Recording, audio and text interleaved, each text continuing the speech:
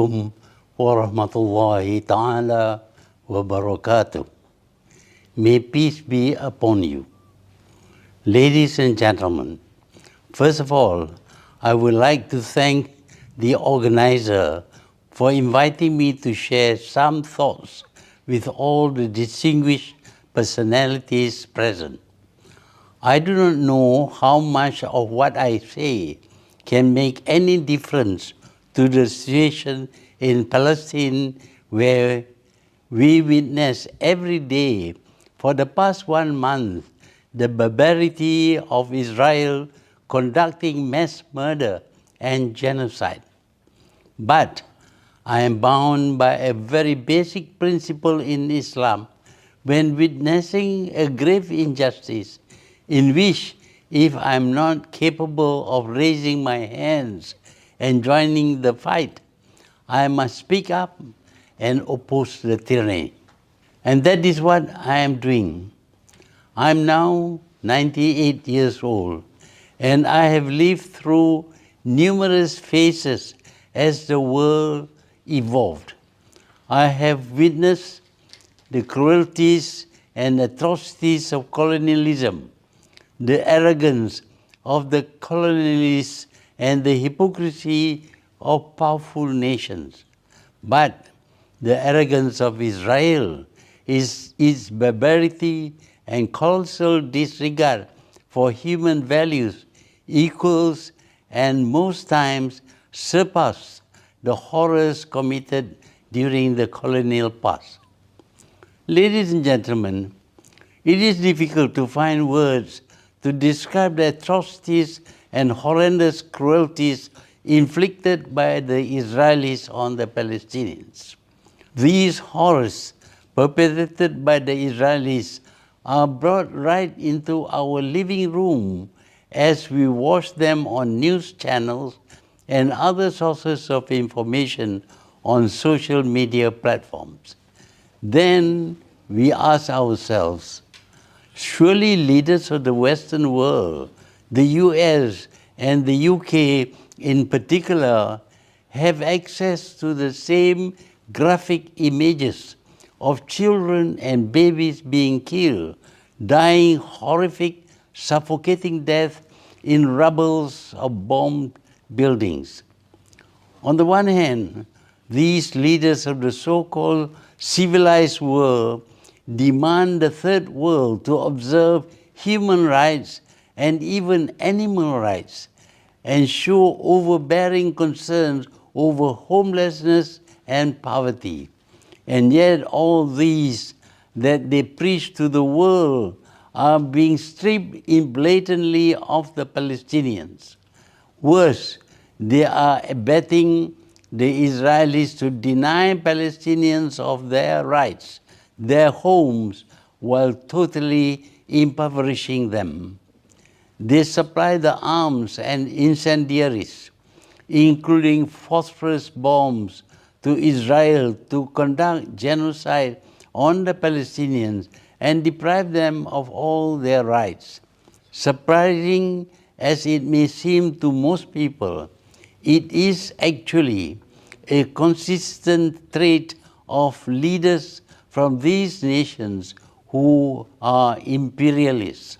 If we today discover that to these leaders the lives of Palestinians are of no consequence, it was likewise to them with the lives of the Iraqis, the Afghans, Vietnamese, Japanese, Koreans, Africans, Irish, Malays, Indians, Aborigines, and Native Americans.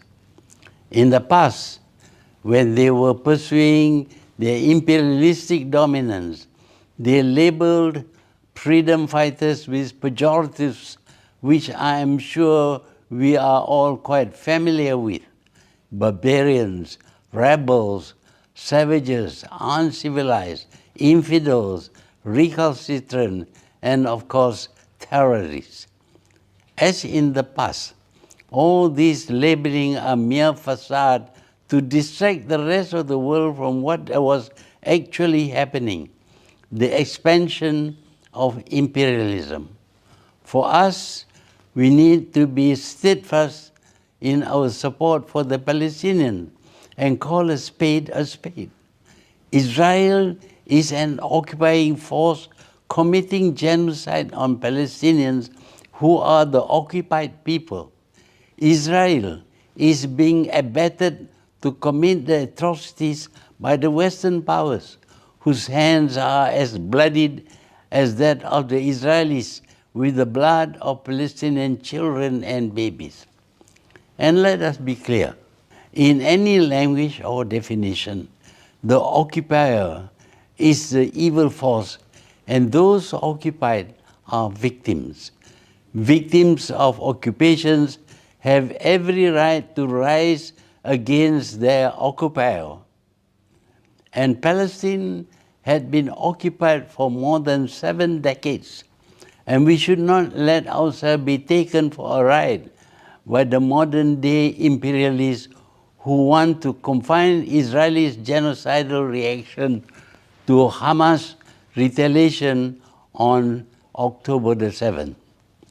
The world must be reminded that the genocide had never ceased since the illegal creation of Israel, and that it is funded and armed and fully blessed by leaders of these nations.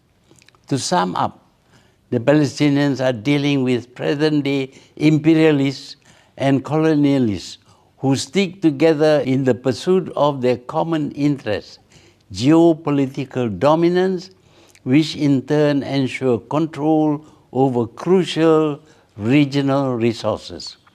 Ladies and gentlemen, we have established that the Palestinians are victims of new imperialism, which means that neither Israel nor the US, neither the UK nor their Western allies are interested in seeing peace or justice being achieved. With that in mind, I cannot help but feel utterly disappointed with the recent joint Arab-Islamic Extraordinary Summit, which failed to propose any concrete or strategic measures to pressure Israel and its Western allies to stop the massacre of Palestinian civilians. Let's not fool ourselves.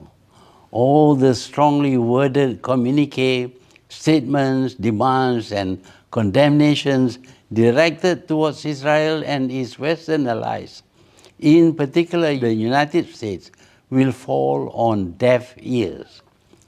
As it is, the reaction from the war criminal Netanyahu is very telling, condescending and derogatory when he arrogantly said, "I say to the Arab leaders, if you want to preserve your interests, you must do one thing, remain silent." The reality is that despite efforts by Israel over 7 decades to strip Palestinians of their dignity, the Palestinians still hold their heads high. In the past month, the Palestinians, including school-going youth, again proved their courage and defiance in the face of Israel's barbarity and atrocities. In the face of such adversity, we witness civilian Palestinians, especially doctors and nurses, refusing to leave their hospitals for safer places, insisting on staying and treating the wounded at the risk of their own lives. Many died, but they will live on as martyrs and heroes. Instead, it is Muslim and Arab leaders who are being stripped of their dignity as Israel, the US, and their Western allies continue to humor them by never taking them seriously. Despite sitting on areas of abundant wealth that could be used as leverage to demand Western nations apply sanctions against Israel for its atrocities on the Palestinians, Arab and Muslim leaders merely appeal for Israel to stop the genocide. They don't even demand that the UN send peacekeepers. I am aware that some of these leaders are nauseated and want the Arab and Islamic summit to take more drastic and concrete measures against Israel. However, the others preferred to play it safe so that consensus could not be reached, other than the meaningless diplomatic appeal. With that, the Palestinians are left at the mercy of Israel, the US, and its Western allies, and they are as culpable as Israel over the genocide. Wassalamu alaikum wa rahmatullahi ta'ala wa barakatuh, and thank you.